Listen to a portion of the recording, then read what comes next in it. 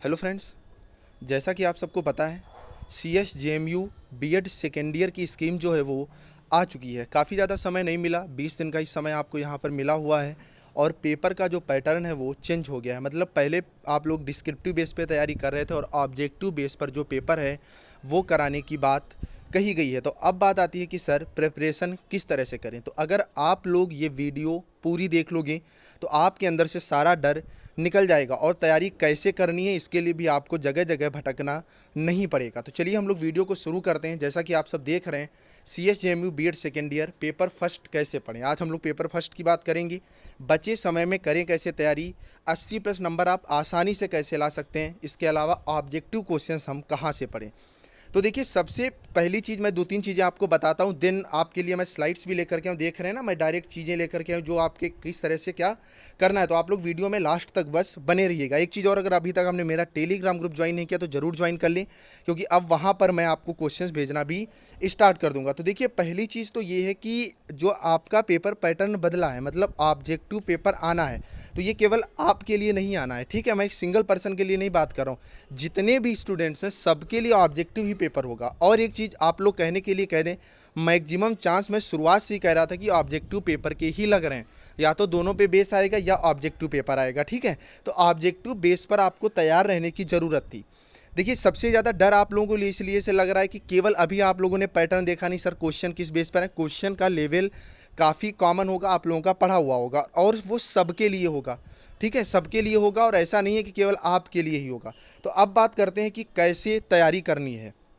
एक और डाउट आप लोगों का लगातार उठ रहा था कि सर आप ऑब्जेक्टिव क्वेश्चंस की प्रैक्टिस कराइए। तो देखिए, इस तरह के चक्कर में आप लोग मत पड़िएगा। ये देखिए, मैंने एनालिसिस किया, मैंने पहले सोचा आप लोगों के लिए क्वेश्चंस मैं बनवाऊं और उनको अपलोड करूं, जिससे आप लोगों की जो समस्याएं हैं वो दूर हो सकें। लेकिन एक चीज़ बताइए, अगर मैं डिटेल स्टडी करता हूं तो दिन में मैं मैक्सिमम अगर क्वेश्चन बना लूँगा ना, मैक्सिमम तो 100 क्वेश्चन बना लूँगा। समय कितना बचा है? 15 दिन का बचा हुआ है। तो 15 दिन में 1500 क्वेश्चन बन पाएंगे, ठीक है। और आप केवल 1500 क्वेश्चन प्राप्त करके एग्जाम नहीं यार बीट कर सकते। 4 पेपर हैं, उसमें कम से कम 70 से 80 जो है वो चैप्टर्स हैं, देन उनमें टॉपिक, उसके बाद उनका जो डिटेल सिलेबस है। तो आप ये जो यूट्यूबर्स, देखिए मैं किसी की बुराई नहीं कर रहा, लोग मेहनत करके बना रहे हैं, ठीक है, आप चाहें तो देख सकते हैं। लेकिन मेरी यही आप किसी को राय है कि आप लोग खाली में टाइम वेस्ट ना करें ऑब्जेक्टिव ऑब्जेक्टिव के चक्कर में। तो पढ़ाई कैसे करनी वो मैं आपको बताता हूँ। तो चलिए हम लोग चलते हैं सीधे नोट्स की तरफ। तो सबसे पहले अगर आप देखोगे, यहाँ पर मैंने जो आपका चैप्टर 6 है, वुड का घोषणा पत्र, जो कि 1854 में आया था, यहाँ पर चीज़ें मैंने खुद अंडरलाइन की हैं। इसके अलावा क्या पढ़ना है, किसको केवल पढ़ना है, किस पे टाइम देना है, ठीक है। तो ये सारी चीज़ें हम लोग क्लियर करेंगे। इसके अलावा जो नोट्स हैं वो आपको लगातार टेलीग्राम ग्रुप पर मिलते रहेंगे। तो सबसे पहला देखिए, जैसे क्वेश्चन यहाँ पर दिया हुआ है, इंपॉर्टेंट क्वेश्चन, ये सारा मेरा ही लिखा हुआ है। वुड के घोषणा पत्र के संबंध में आप क्या जानते हैं? इस घोषणा पत्र में दिए गए विभिन्न सुझावों का उल्लेख कीजिए। एक चीज़ और, अगर आप डिस्क्रिप्टिव बेस पर पढ़ रहे थे तो आप डिस्क्रिप्टिव बेस पर ही तैयारी करें। अगर ऑब्जेक्टिव, देखिए पहली बात तो आपको कोई बुक मिलने वाली नहीं। अब क्या है, अगर आप क्वेश्चन बनाने बैठ जाओगे तो खाली आपका टाइम वेस्ट होगा। इससे बेहतर है आप मार्कर उठाओ और जैसे चीज़ें मैंने करी हैं बस वैसे लग जाओ। तो यहाँ पर अगर आप पढ़ना शुरू करोगे तो सबसे इंपॉर्टेंट चीज़ें भैया 3 है। पहली चीज़, आपको डेट क्लियर होनी चाहिए। डेट का मतलब समझ रहे हैं, जैसे वुड का घोषणा पत्र है ये कब आया।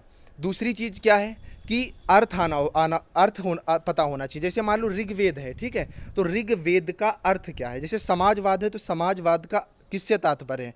और तीसरी चीज़ ये कि आपकी परिभाषाएं क्लियर होनी चाहिए, ठीक है।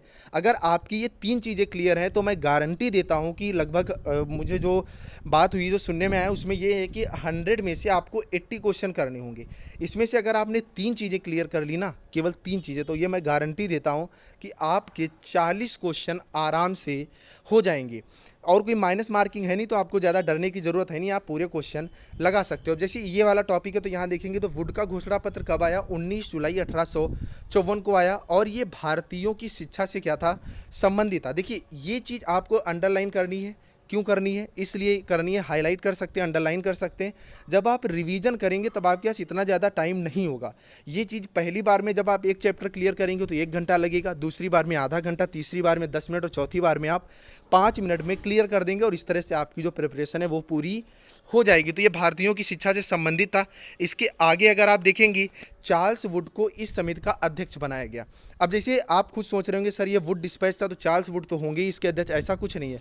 वहाँ ऑप्शन में आपको चार्ल्स वुड मिल सकता है, जेम्स वुड मिल सकता है, ठीक है, नॉर्थ वुड मिल सकता है, और इनमें से कोई नहीं। तो है कि आपको ध्यान रखना है कि चार्ल्स वुड को इस समिति का अध्यक्ष थे। इसमें अनुच्छेद कितने थे? 100 अनुच्छेद थे। यह भारतीयों को शिक्षित करना कंपनी के प्राथमिक उद्देश्यों में से एक है।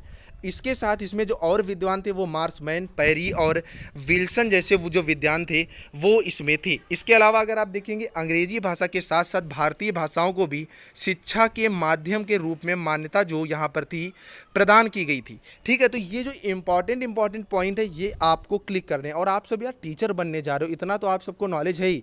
फिलहाल मैं जो कह रहा हूँ बार बार की चीज़ें अंडरलाइन करके मैं ग्रुप पे डालता रहूँगा। और यार चैनल पर अगर नया तो चैनल को सब्सक्राइब आप लोग जरूर कर दो, क्योंकि इतनी ऑथेंटिक अपडेट आपको यहाँ पर मिलती रहती है। नेक्स्ट अगर आप देखेंगे तो अगला जो क्वेश्चन था आपका यहाँ पर, वुड के घोषणा पत्र के शैक्षिक सुधारों का संक्षिप्त विवरण प्रस्तुत करें। तो यहाँ पर आपको देखो पढ़ना सब है। अब ये देखिए बेसिक चीज़ें, जैसे शिक्षा का लक्ष्य क्या था कि इसको प्राथमिक स्तर पर उठाना था। लेकिन अगर शिक्षा के माध्यम की बात करोगे तो अंग्रेजी के साथ साथ अन्य भाषाओं की भी शिक्षा को यहाँ पर माध्यम बनाया गया था। अब ऑप्शन वहाँ पर मिलेंगे, पहला अंग्रेजी शिक्षा, दूसरी हिंदी शिक्षा, तीसरा अंग्रेजी शिक्षा के साथ साथ अन्य भाषाएं, और चौथा होगा इनमें से कोई नहीं। तो इस तरह से चीज़ें आपको क्लियर करनी है। आपको वहाँ पर जो तुक्का लगाना है वो कैसे लगाना है इस पर भी चीज़ें आपको मैं प्रोवाइड करवा दूंगा। उच्च शिक्षा के लिए जो इसका उद्देश्य था, जैसे मुंबई तथा कोलकाता में लंदन के समान विश्वविद्यालयों की स्थापना की। तो इसमें क्वेश्चन आएगा जो इनका उद्देश्य था वो किसके समान विश्वविद्यालयों से था? तो मुंबई तथा कोलकाता में लंदन के समान विश्वविद्यालयों से संबंधित था। एक चीज़ इसी के साथ साथ मैं और आपको बता दूं, मैंने डिस्क्रिप्शन में एक व्हाट्सएप ग्रुप का लिंक दिया हुआ है, तो केवल CSJMU बीएड सेकेंड ईयर के जो स्टूडेंट्स हैं वो ग्रुप ज्वाइन कर लें। और वहाँ पर आप लोग पर डे, ठीक है, शुरुआत से पहले चैप्टर से पर डे पहला दूसरा इस तरह से 10-10 क्वेश्चन लिख करके सब लोग उसमें डाल दिया करिए। आप लोग आपस में, उससे क्या होगा, चीज़ें क्लियर हो जाएंगी और उसे मैं टेलीग्राम ग्रुप पर भेजता रहूँगा। नेक्स्ट है कि इस भारत में शिक्षा प्रणाली का विकास और इसकी चुनौतियाँ से संबंधित अगर देखेंगे तो यहाँ पर ये चीज़ें आपको केवल पढ़नी है। यहाँ से क्वेश्चन ज़्यादा से ज़्यादा आपके नहीं बनेंगे, लेकिन अगर आगे आप देखेंगे, देखिए क्वेश्चन बनते कहाँ से, वही चीज़ें आपको देखनी है। अब यहाँ से आपका क्वेश्चन बन सकता है कि वुड के घोषणा पत्र में निहित शिक्षा नीति का भारतीय शिक्षा पर क्या प्रभाव पड़ा। तो अगर प्रभाव देखेंगे तो तत्कालिक प्रभाव ही यहाँ पर पढ़ने हैं। 1856 तक सभी प्रांतों में शिक्षा विभाग की स्थापना हो गई, सभी प्रांतों में सहायता अनुदान प्रणाली का शुभारंभ हो गया, सभी स्तर के स्कूलों तथा कॉलेजों की स्थापना हो गई, तथा सन 1857 में कोलकाता तथा मुंबई विश्वविद्यालयों की जो है स्थापना कर दी गई। तो इस तरह से जैसे वुड का डिस्पैच है तो आपको पढ़ना है, तो इसमें ज़्यादा टाइम आपको वेस्ट नहीं करना है, चीज़ें अंडरलाइन करनी, और अंडरलाइन भी एक बेस पे करना है जैसे मैंने की है ना।